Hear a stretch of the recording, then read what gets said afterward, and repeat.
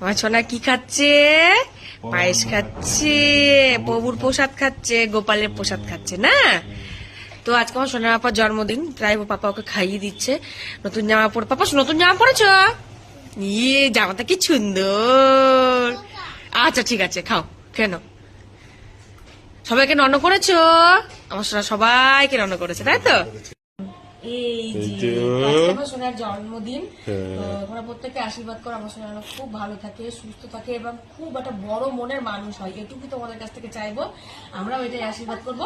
আচ্ছা বসো বসো। ও বসবে না, সমানে পাপা পাপা করে উঠে চলে যাচ্ছে।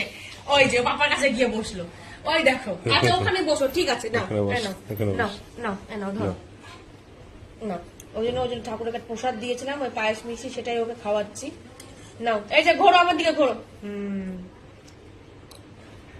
আমাদের